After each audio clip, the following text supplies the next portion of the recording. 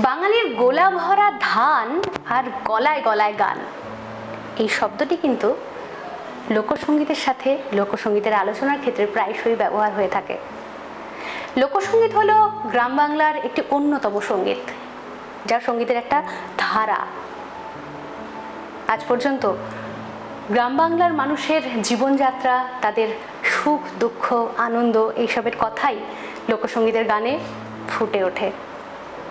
আমাদের এতদিন Shri Dhaka jewellers music and মোরের আসরে আমরা অনেক ধরনের গানই শুনেছি, তবে একচেটিয়াভাবে লোকসঙ্গীতের ওপরের লোকসঙ্গীতের স্বাদ আস্বাদন করার ক্ষমতা কিন্তু বা আমাদের সৌভাগ্য কিন্তু আজ পর্যন্ত হয়নি।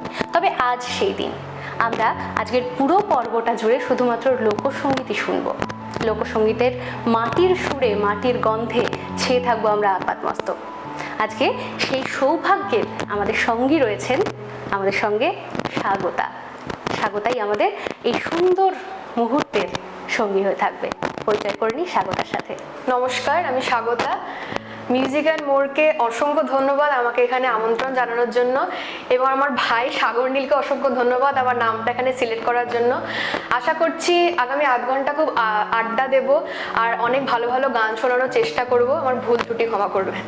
স্বাগত জানাই আপনাদের, এবং অবশ্যই স্বাগত জানাই স্বাগতা তোকে। এতদিন পরে দেখা হলো, ভীষণ ভালো লাগছে। কেমন আছিস বল? ভালো আছি, প্যান্ডামিক সিচুয়েশনে যেরকম থাকা যায় সেরকমই আছি। এর মধ্যে দিয়ে গান বাজনা কতটা নিজের করতে পেরেছিস? গান বাজনা চলছে, আসলে অনেক দিন ধরে একটু বাড়িতে প্রবলেম চলছে বলে বন্ধ আছে, তবে চেষ্টা করি গান বাজনা। আমি আবৃত্তিও করি, আবৃত্তির মধ্যে আবৃত্তি তো সেই ছোটবেলা থেকে বলতে গেলে শুনছি। যতদিন ধরে স্বাগতাকে চিনি ততদিন ধরে স্বাগতার আবৃত্তিকেও চিনি। সেই গানটা একটু পরে, আবৃত্তিটা আমার আগে। আচ্ছা, বেশ ভালো লাগলো। আচ্ছা, তোর কাছে একটু জিজ্ঞেস করবো, আজকে তো প্রথমে শুরুতেই বললাম যে লোকসঙ্গীত নিয়ে আজকের আমাদের পুরো পর্বটা আমরা শুনছি, তবে এই লোকসঙ্গীত তোর মধ্যে তুই আত্মস্থ করতে পারলি কিভাবে? লোকসঙ্গীতের প্রতি তোর ভালোবাসাটা কিভাবে জন্মালো? সত্যি বলতে ছোটবেলা থেকে আমি সব ধরনের গান শিখেছি, কিন্তু ওই লোকসঙ্গীত বা একটু ওয়েস্টার্ন টাইপের বাংলা গান যেগুলো, সেগুলোর প্রতি আসক্তিটা একটু আগাগোড়াই বেশি। তবে আমি এখন রবীন্দ্রভারতীতে পড়ছি, ওখানে পড়ার পর থেকে কেন যেন লোকসঙ্গীতটার প্রতি আরও জানার ইচ্ছা হলো, আরও এই গানগুলোর প্রতি ভালোবাসা বাড়লো। তো তারপর থেকেই এই লোকসঙ্গীতের প্রতি চলছে, আশা করি চলবে। স্বাগতার কথা শুনে মনে হচ্ছে মানে লোকসঙ্গীতটাকে আজকে আমরা নতুন ভাবে আবার কিন্তু চিনবো। অবশ্যই চেষ্টা করব। আর ভীষণ কৌতূহল হচ্ছে আমার ওর কণ্ঠর সাথে আবার আপনাদের পরিচয় করানোর জন্য। চলুন প্রথম গানটা শুনে নিই।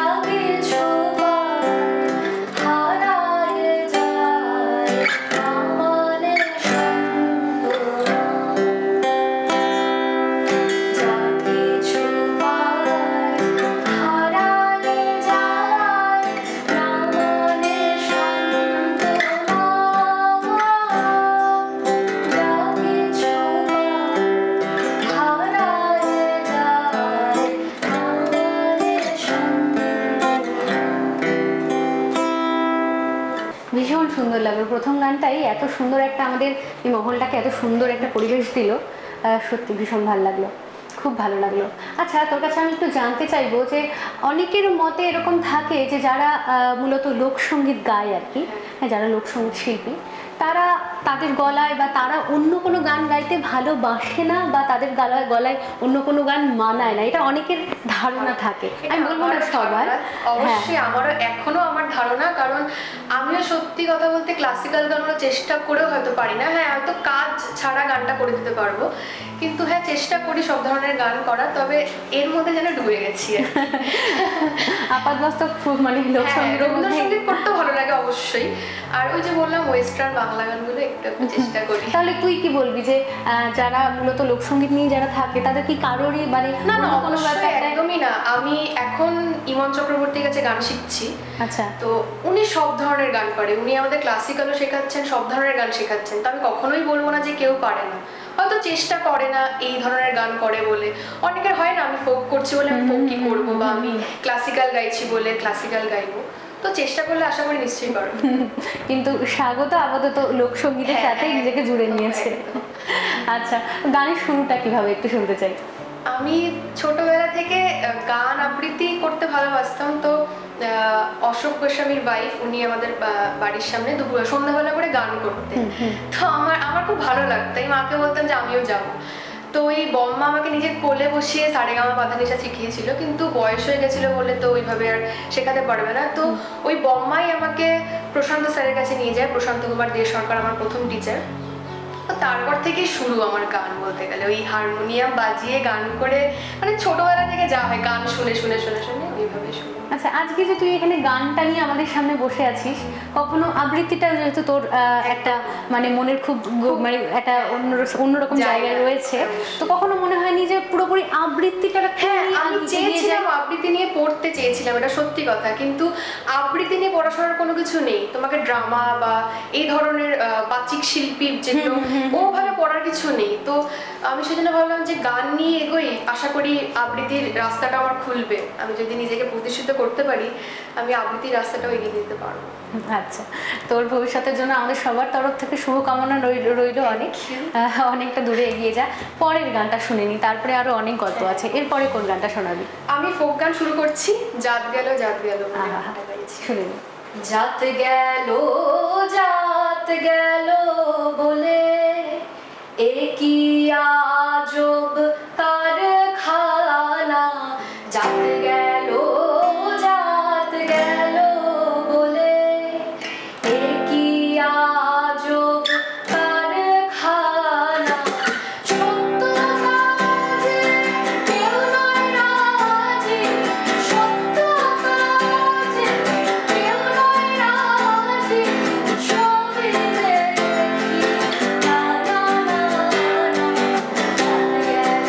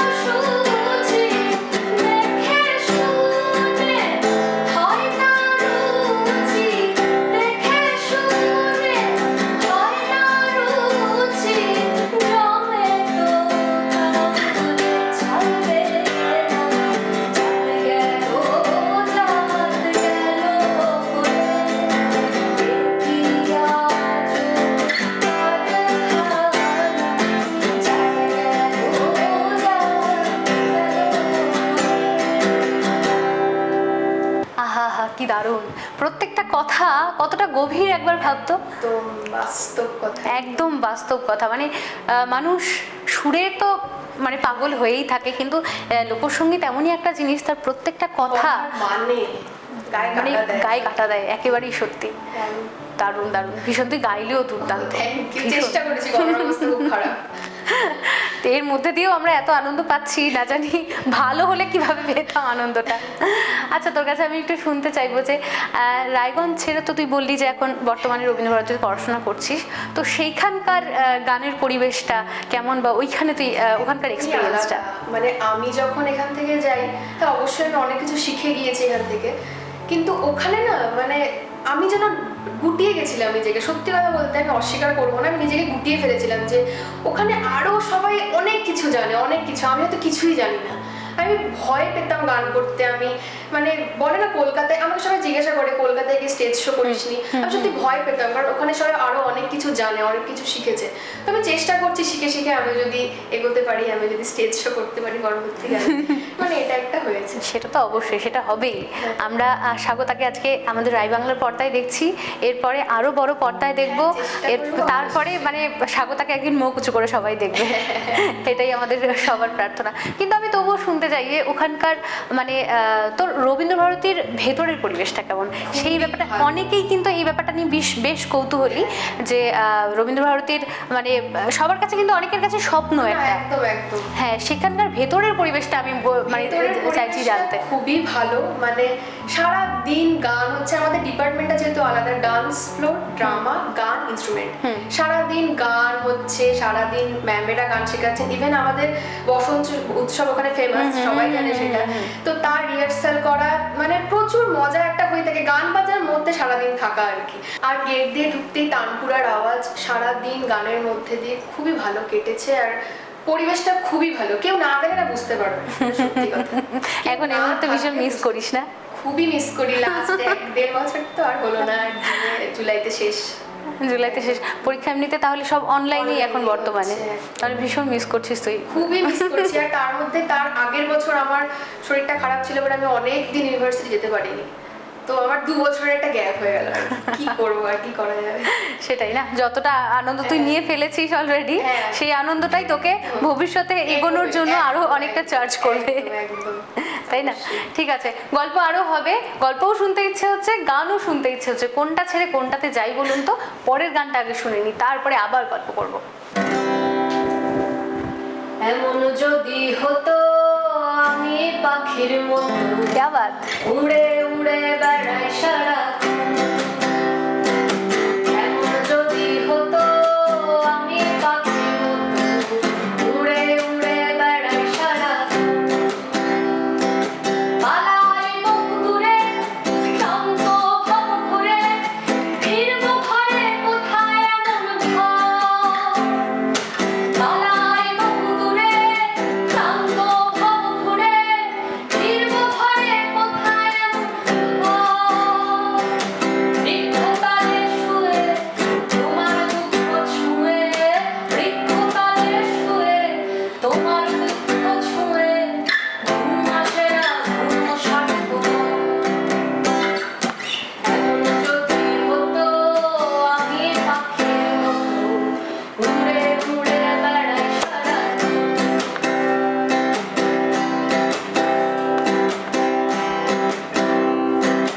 হঠাৎ ফিরে দেখি নিজের মুখোমুখি, শূন্য ভীষণ শূন্য মনে হয়। হঠাৎ ফিরে দেখি নিজের মুখোমুখি, শূন্য ভীষণ শূন্য মনে হয়।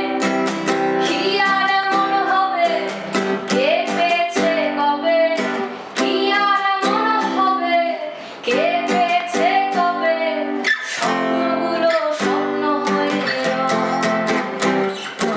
এমন যদি হতো আমি পাখির মতো, উড়ে উড়ে বেড়াই সারাক্ষণ। এমন যদি হতো আমি পাখির মতো, উড়ে উড়ে বেড়াই সারাক্ষণ। এমন যদি হতো তুই পাখির মতো উড়ে উড়ে বেড়াস সারাক্ষণ, তবে কি হতো? দারুণ হতো, দারুণ হতো। কি দারুণ গাইলি গানটা, ভীষণ ভালো লাগলো। মানে আমি তো নাচছিলাম। আমি জানি ক্যামেরার ওপারে যারা আছেন তারাও একইভাবেই নাচছিল আমার মতো। চেষ্টা এত করেছি সুন্দর আনন্দ একটা দেওয়ার সবাইকে। ভীষণ ভালো লাগলো। অবশ্যই আপনারা প্রত্যেক শনিবার রাই বাংলার পর্দায় চোখ রাখবেন সন্ধ্যে 6:30টার সময় আমাদের Shri Dhaka jewellers music and মোড়ের অনুষ্ঠানটি দেখার জন্য। আর কোনো কারণে যদি মিস করে যান তাহলে তো আছেই আমাদের ইউটিউব এবং ফেসবুক পেজ। ইউটিউবে সাবস্ক্রাইব করতে হবে এবং ফেসবুক পেজে অবশ্যই একটা লাইক। এইভাবেই আপনারা থেকে যেতে পারেন আমাদের সঙ্গে সব সময়। স্বাগতার কাছে এবার আমি একটা প্রশ্নে যাব, সেটা হচ্ছে যে এতদিন ধরে তো তুই গান বাজনার সঙ্গে যুক্ত, এতদিন ধরে আবৃত্তির সাথে যুক্ত। আমি জানি কন্ডিশনে তুই পড়তিস, যদিও আমাদের কন্ডিশনার বিদ্যাচক্র মিলে একটা টাইটাই একটা ব্যাপার ছিল, কিন্তু সব মিলিয়ে এমন কিছু মজার এক্সপিরিয়েন্স শুনতে চাইবো তোর কাছে, যেটা তোর কাছে একদম মেমোরেবল। স্কুল কলেজের মেমোরেবল ঘটনা বলতে অনেক কিছু আছে, তবে আমি মেমোরেবল ঘটনা, রিসেন্ট একটা মেমোরেবল ঘটনা বলি, হাস্যকর একটা ঘটনা বলতে পারো। যে আমি না খুব অজ্ঞান হয়ে যাই থেকে থেকে। এটা হ্যাঁ, এটা আমার ভাইও ক্যামেরার উপরে আছে, ও শুনলে ভাবে যে না একদম একদম অ্যাপ্রোপ্রিয়েট মেমোরেবল ঘটনা বলছি। মানে অনেক হয়েছে, তার মধ্যে একটা মেমোরেবল ঘটনা বলছি। আমার মা বাবার অ্যানিভার্সারি ছিল 2015-এ, 25th অ্যানিভার্সারি। তো বড় করে করবো, আমি আর ভাই সব অ্যারেঞ্জমেন্ট করছি। তো আমরা ফুলের অর্ডার করতে গেছি শুভলগ্নতে। এবার তার সামনে একটা ছোট গর্ত ছিল, গর্তটাতে পাটা পড়লো। আমি ভাইকে বললাম, তখন আমরা ছোট, আমি 11-এ পড়ি, আমার থেকে ওর 2 বছরের ছোট। আমি না ভাইকে বলে আমি অজ্ঞান হয়ে যাচ্ছি। ও আমাকে নিয়ে গেলে, আমি চোখ খুলে দেখে আমি শুভলগ্নের ওখানে বেডটায় শুয়ে আছি।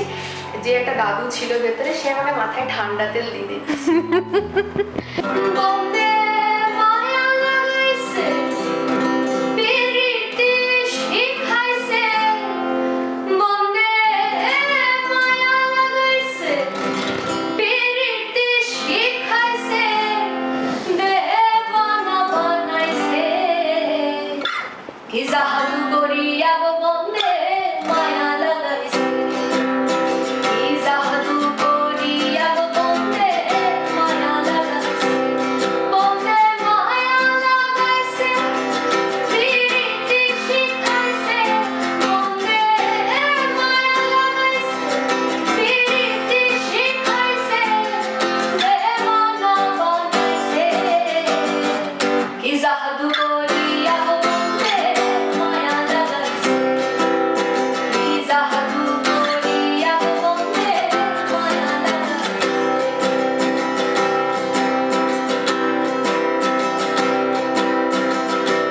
বসে ভাবি নিরালায় আগে তো জানি না গো বন্দের পিরিতের জ্বালা বসে ভাবি নিরালায় আগে তো জানি না গো বন্দের পিরিতের জ্বালা হায় গো ইটের ভাটায় কয়লা দিয়া আগুন জ্বালাইছে হায় গো ইটের ভাটায় কয়লা দিয়া আগুন জ্বালাইছে দেবানা বানাইছে কি জাদু করিয়া গো বন্দে মায়া লাগাইছে কি জাদু করিয়া গো বন্দে মায়া লাগাইছে বন্দে মায়া লাগাইছে প্রীতি শিখাইছে বন্দে মায়া লাগাইছে প্রীতি শিখাইছে দেবানা বানাইছে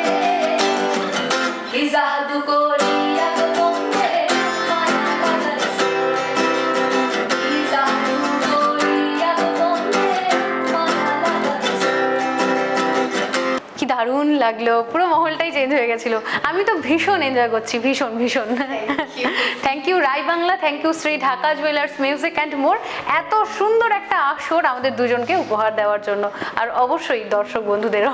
আচ্ছা, এর মধ্যে তোকে আমি জিজ্ঞেস করবো যে তোর ফোকের মধ্যেই তো বিভিন্ন ধরনের শিল্পীদের গান আমরা শুনতে পাই, বা অনেকের লেখা, এই লালন সাহেরও একটা গান গাইলি তুই, ভীষণ ভালো লাগলো।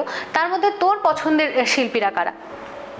এখনকার দিনে বলতে তো অনেক শিল্পী ফোক গান করে, তার মধ্যে আমি অ্যাকচুয়ালি সত্যি কথা বলতে এখনকার দিনে শিল্পী হিসেবে আমি আমার ম্যাম ইমন চক্রবর্তীর কথা তো অবশ্যই আমাকে বলতেই হবে, ওনার গানের আমি বড় ফ্যান, তাই আমি শিখতে তোর গানের মধ্যে ব্যাপার ছাপটা কিন্তু রয়েছে। সাহারা বাজপেয়ী। আমি এটাও বলতে চাইছিলাম যে শাহানা বাজপেয়ীর একটা ছাপ আর ইমন চক্রবর্তীর একটা ছাপ, মানে দুটোই কিন্তু তোর মধ্যে আমি খুঁজে পাচ্ছি কোথাও একটা গিয়ে। আর একটু আমি না ওই শিলাজিতের গান গাওয়ার চেষ্টা করি। আচ্ছা। খুব ভালো লাগে ওনার গান গাইতে, তো এগুলোই আর কি। আর আমি মানে যারা ফোক গান লিখেছেন তাদের গানে তো ফ্যান আমাকে হতেই হবে, সেটাই। ফোক গান কেন গাইছি, ঠিক তাই ঠিক না? ঠিক, একদমই ইদানিং একদমই যদি তাই। আমি বলি যারা গান গাইছে, হ্যাঁ। তো তাদের বলতে আমি শাহানা বাজপেয়ীর বড়সড় ফ্যান, আর ইমন চক্রবর্তীর ব্যাপার অবশ্যই। লগ্নজিতাও বোধহয় একটু একটু হ্যাঁ, আছে। লগ্নজিতা অবশ্যই আছে, অবশ্যই আছে। আমার মনে হচ্ছে আমি ছাপটা খুঁজে পাচ্ছি কোথাও একটা। একদম। বেশ ভালো লাগলো। আচ্ছা, পরের গানটা শুনি, তারপরে আবার আরো অনেক গল্প করব। মনে করি আসাম যাব, আসাম গেলে তোমায় পাবো। বাবু বলে কাম কাম, সাহেব বলে ধরে আন। क्या बात। আর সর্দার বলে লিবো পিঠের সাম। এ যত রাম ফাঁকি দিয়া চলাইলি আসাম। এ যত রাম ফাঁকি দিয়া চলাইলি আসাম। মনে করি আসাম যাব, আসাম গেলে তোমায় পাবো। বাবু বলে কাম কাম, সাহেব বলে ধরে আন। সর্দার বলে লিবো পিঠের সাম। এ যত রাম ফাঁকি দিয়া চলাইলি আসাম। এ যত রাম ফাঁকি দিয়া চলাইলি আসাম। আর কিনারে লাহোর গাছের বগা বগা ফুলকে দেখিয়া সুরে ভেজাকে চমড়ায়। হে আর কিনারে লাহোর গাছের বগা বগা ফুলকে দেখিয়া সুরে ভেজাকে চমড়ায়। হে গাছের মধ্যে তুলসী, পাতার মধ্যে পান। সাদা সাহেব ফাঁকি দিয়া চলাইলি আসান। হে গাছের মধ্যে তুলসী, পাতার মধ্যে পান। হে সাদা সাহেব ফাঁকি দিয়া চলাইলি আসান। মনে করি আসাম যাব, আসাম গেলে তোমায় পাবো। মনে করি আসাম যাব, জোড়া পঙ্খা টাঙ্গাইব। বাবু বলে কাম কাম, সাহেব বলে ধরে আন। সর্দার বলে লিবো পিঠের সাম। এ যত রাম ফাঁকি দিয়া চলাইলি আসান। এ যত রাম ফাঁকি দিয়া চলাইলি আসান। চিংড়ি মাছের ভিতর কড়াটাই ঢালিসি ঘি। আর নিজের হাতে ভাব সারিসি, ভাবলে হবে কি? চিংড়ি মাছের ভিতর কড়াটাই ঢালিসি ঘি। আর নিজের হাতে ভাব সারিসি, ভাবলে হবে কি? সাগর সুলা লম্বা মোচা ফুলিয়ে গুলি যায়। দেখি সামের বিবেচনা তার ঘরে সামায়। এ সাগর সুলা লম্বা মোচা ফুলিয়ে গুলি যায়। দেখি সামের বিবেচনা তার ঘরে সামায়। এ কালো তলে উছলা তলে ডুবলো সনাতন। হাত ছাড়া না তাল ছাড়া না পাই যে দর্শন। এ নদীর ধারে ছাঁচের মতো উছলাই করলো।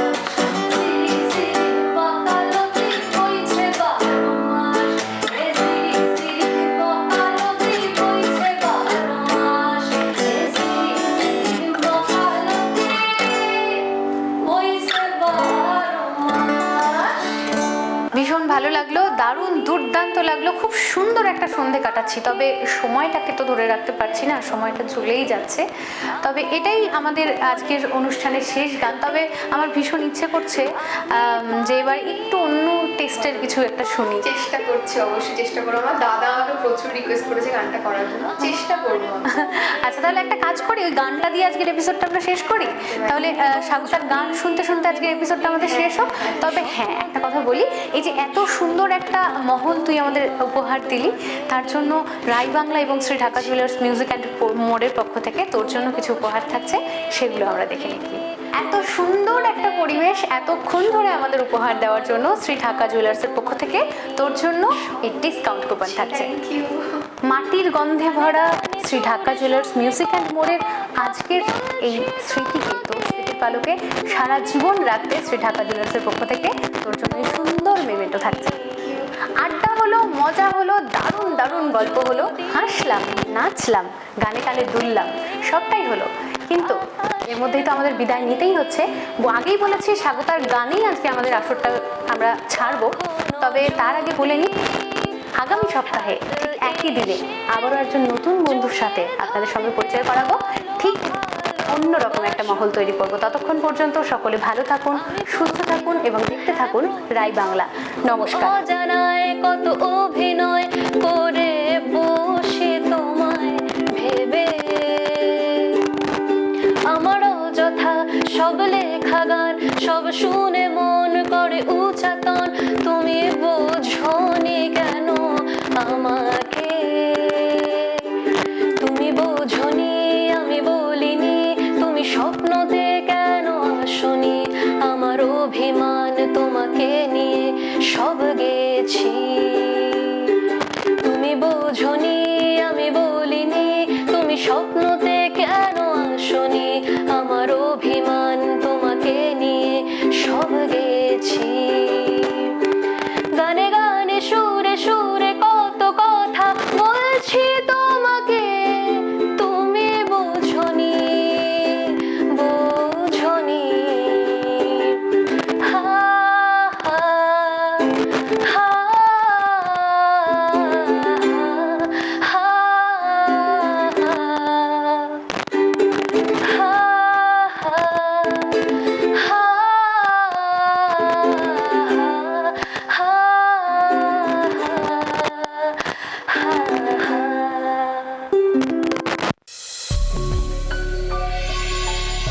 রাই বাংলা।